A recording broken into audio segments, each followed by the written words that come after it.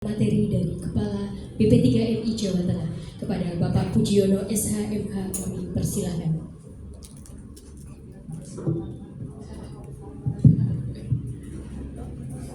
Assalamualaikum warahmatullahi wabarakatuh. Rasa-rasanya Kota Magelang masih lemes ini. Saya salam itu belum semangat jawabnya. Saya ulangi lagi. Assalamualaikum warahmatullahi wabarakatuh.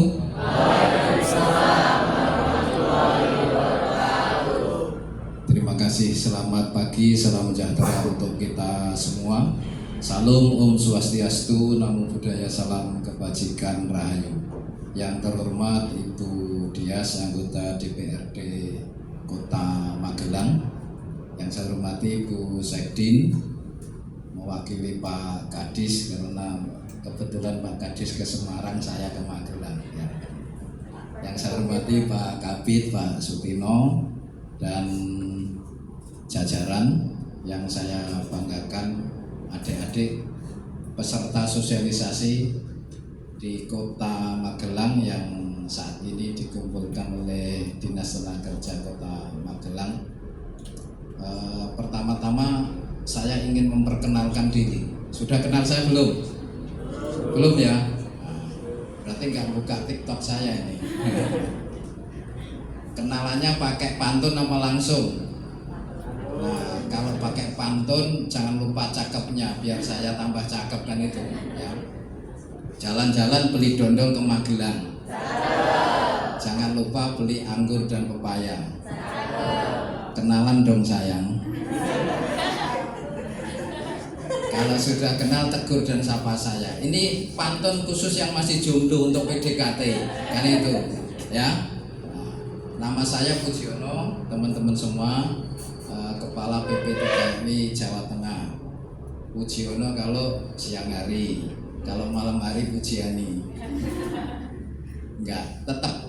Nah, hari ini saya diundang oleh dinas untuk menyampaikan beberapa hal terkait dengan peluang kerja ke luar negeri. Nah, kebetulan yang hadir ini kelihatannya wajah-wajahnya yang baru mencari pekerjaan ya Bu ya. Ya, baru mencari pekerjaan. Tapi posisi pemerintah sebelum saya menyampaikan materi tidak dalam kapasitas untuk mendorong warganya bekerja ke luar negeri. Tapi kalau bekerja ke luar negeri itu menjadi pilihan, teman-teman, pemerintah wajib hukumnya untuk memfasilitasi, untuk memberikan perlindungan. Lanjut Mas, Mbak. Nah, jadi teman-teman dulu itu kan namanya TKI ya. Kalau bekerja ke luar negeri itu dikenal namanya TKI, atau bahkan yang perempuan disebut TKW. Nah, TKI Tenaga Kerja Indonesia, TKW Tenaga Kerja Wanita. Bahkan ada lagunya TKW itu. Nah, kalau ada yang hafal nanti kasih hadiah. Jadi TKI itu stigmanya negatif, teman-teman semua. Waktu itu pekerjaan rendahan, gajinya tidak dibayar, diperlakukan tidak manusiawi. Itu stigma negatif itu yang diingat oleh masyarakat. Nah, kemudian dengan lahirnya Undang-Undang Nomor 18 Tahun 2017 namanya menjadi PMI, Pekerja Migran Indonesia, bukan Palang Merah Indonesia ya, Pekerja Migran Indonesia. Dari sisi namanya itu sudah bermartabat, jadi Pekerja Migran Indonesia. Nah, kalau bicara pekerja migran Indonesia itu mandiri, profesional, tidak dimobilisasi oleh calo. Pekerja migran Indonesia sekarang bisa langsung mendaftar sendiri ke dinas, langsung ke perusahaan, atau melalui BP3MI yang untuk skema G2G. Jadi kalau bicara PMI pasti profesional, karena salah satu syarat untuk menjadi pekerja migran itu harus kompeten, punya kompetensi sesuai bidang pekerjaan yang nanti akan dilakukan di negara penempatan. Jadi itu prinsipnya. Kalau TKI dulu kerja rendahan, sekarang nggak ada. PMI itu pasti kompeten. pasti profesional. Mau yang kerja di sektor rumah tangga, di manufaktur, di sektor pertanian, perindustrian, di sektor hospitality, semua punya kompetensi. Salah satu syaratnya. Lanjut, kemudian dulu namanya BP2MI, lembaga kami, Badan Pelindungan Pekerja Migran Indonesia. Nah, setelah di era Presiden Prabowo, nomenklaturnya itu berubah menjadi Kementerian Pelindungan Pekerja Migran. Jadi lembaganya berubah jadi lembaga kementerian. Kalau dulu badan menjadi kementerian. Nah, ini secara kelembagaan. Kalau kementerian tentunya punya peran tugas yang lebih besar lagi. Nanti untuk melayani, melindungi pekerja migran Indonesia baik sebelum bekerja, selama dan setelah. Ini kan fungsi kementerian dan lembaga bekerja sama atau bersinergi dengan pemerintah provinsi, daerah, bahkan sampai pemerintah desa. Lanjut, kemudian, nah ini jadi teman-teman semua pencari kerja, kalau mau bekerja ke luar negeri itu jangan takut. Nanti di sana bagaimana ya perlindungannya? Nanti kalau sudah di negara penempatan. Nah, jadi mandat Undang-Undang 18 itu pelindungannya dijamin, pelindungan sosial, pelindungan hukum, pelindungan ekonomi baik sebelum bekerja, selama bekerja dan setelah bekerja.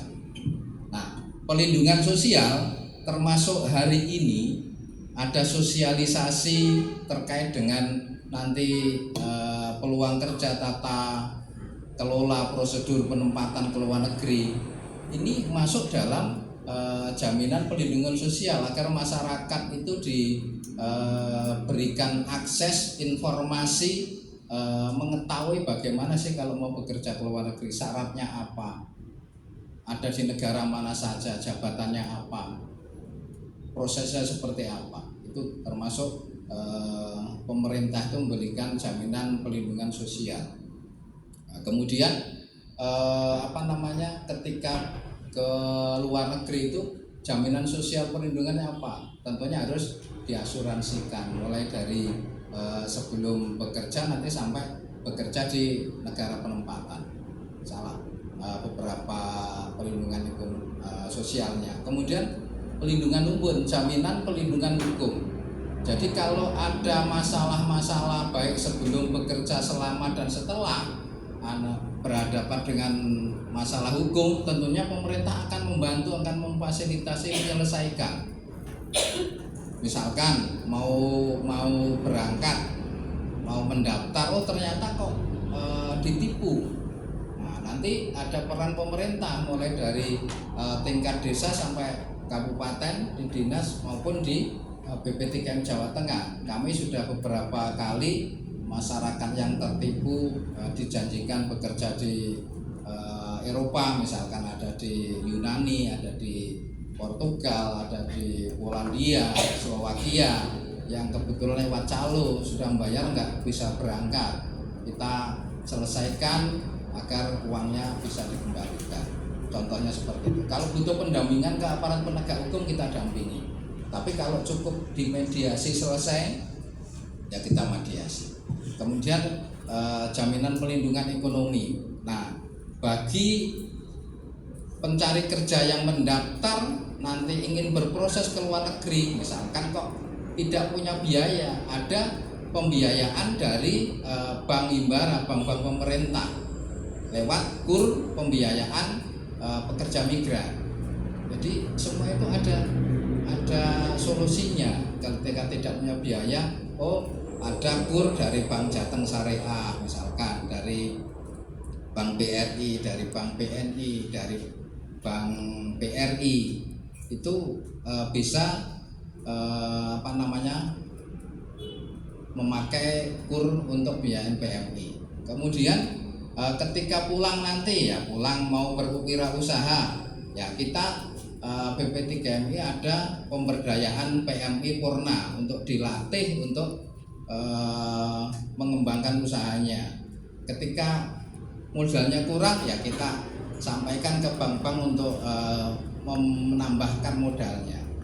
Jadi mungkin teman-teman belum terinformasi, hari ini kita informasikan. Lanjut, kemudian tugas kewenangan itu sudah dibagi mulai pemerintah pusat, provinsi, kabupaten, dan bahkan sampai desa.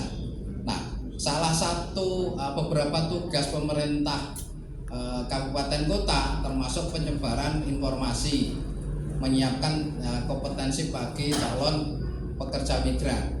Nah, saat ini peran pemerintah kabupaten kota, Dinas Kota Magelang didukung oleh anggota DPRD Kota Magelang Ibu Dias itu memberikan informasi terkait dengan peluang-peluang kerja di luar negeri. Ini contohnya tugas fungsinya pemerintah daerah kabupaten kota hari ini juga dilaksanakan. Jadi mulai penyebaran informasi, kemudian penyiapan kompetensi, menyelesaikan masalah, kemudian melakukan pembinaan pengawasan terhadap lembaga-lembaga penempatan.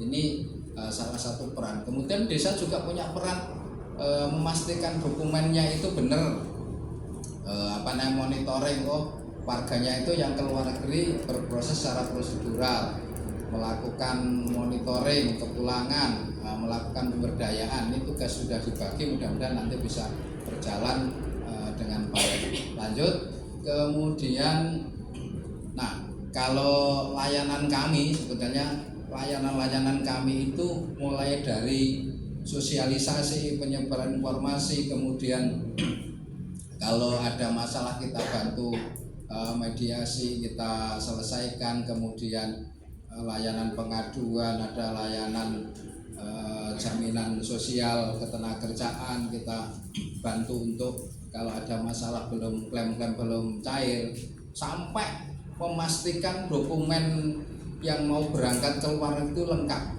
kemudian dipastikan berangkat secara prosedural. Itu tugas-tugas yang diantaranya yang saya sampaikan. Jadi kalau prosesnya secara prosedural, semua dokumen, by name, by address, siapa perusahaan yang ada di luar negeri, gajinya berapa, asuransinya apa, kerjanya di mana, itu nanti akan terekam di sistem komputerasi pelindungan pekerja migran Indonesia di kami. Kalau ada masalah tinggal kita klik ID-nya atau nomor paspornya, nanti keluar nih nama A, kerjanya di Turki, di hospitality, di hotel ini semua akan ada di sini.